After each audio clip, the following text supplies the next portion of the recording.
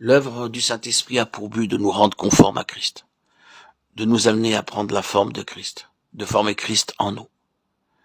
Mais Christ demeurera toujours autre que nous-mêmes, de sorte qu'il sera toujours fait appel à notre foi. Nous attendons-nous à atteindre un point dans ce pèlerinage terrestre où nous pourrons nous dispenser de la foi? C'est un espoir trompeur. La foi nous sera toujours demandée, dans les derniers moments de notre vie, tout autant, sinon plus, qu'en tout autre temps. La foi est une chose nécessaire pour toute la durée de cette vie. Si cela est vrai, tout espoir nous est enlevé de posséder jamais quelque chose par nous-mêmes.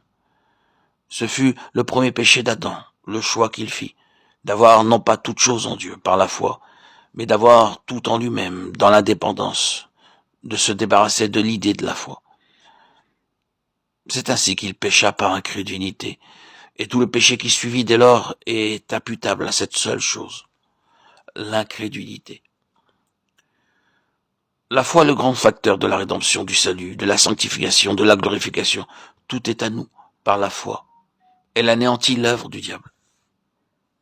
Or, la foi signifie simplement que nous sommes placés dans la position où nous n'avons rien en nous-mêmes, où nous avons tout dans un autre, et où nous pouvons connaître tout et jouir de tout par la foi en cet autre. C'est ainsi que Galates 2:20 nous revient toujours avec une force renouvelée. J'ai été crucifié avec Christ. Si je vis, ce n'est plus moi qui vis, c'est Christ qui vit en moi. Et si je vis encore dans la chair, je vis dans la foi du Fils de Dieu. La foi qui est dans le Fils de Dieu, qui m'a aimé et qui s'est livré lui-même pour moi. Je vis la vie dans la chair par la foi dans le Fils de Dieu. Si la vérité en ce qui concerne mon salut repose dans le domaine de mes sentiments, de mon organisme, de mon système nerveux, je serai alors un pauvre chrétien, car mes dispositions changeront de jour en jour selon le temps qu'il fait ou autre chose encore. Oh non. La vérité, où est la vérité? Non pas ce que je suis, mais ce que tu es. C'est là qu'est la vérité. Vous connaîtrez la vérité et la vérité vous affranchira. De quoi? De l'esclavage? De quel esclavage?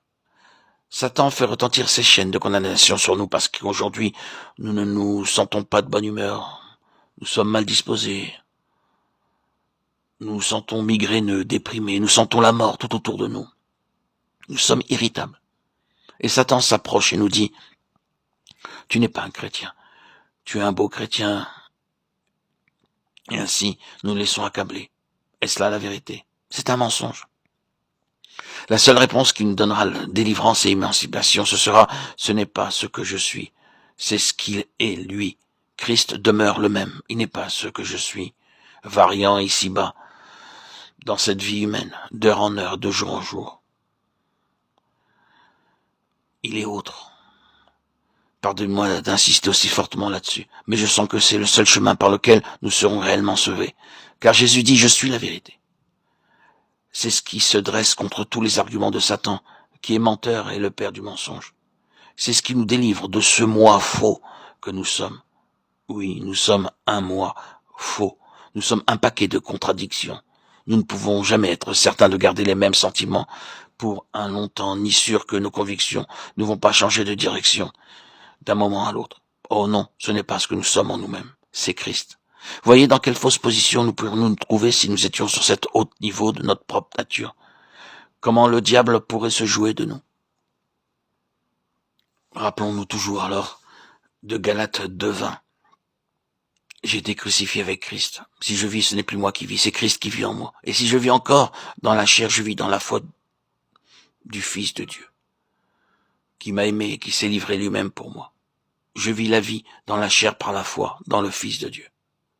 Voilà ce qu'est la vérité. Voilà ce que doit être ma vérité, mon chemin et la vie du véritable chrétien. Que le Seigneur veuille interpréter sa parole pour nous. Amen, alléluia. Gloire à Dieu au plus haut des cieux et paix sur la terre aux hommes qu'il aime. À toi, Seigneur, tout honneur et toute gloire pour les siècles des siècles.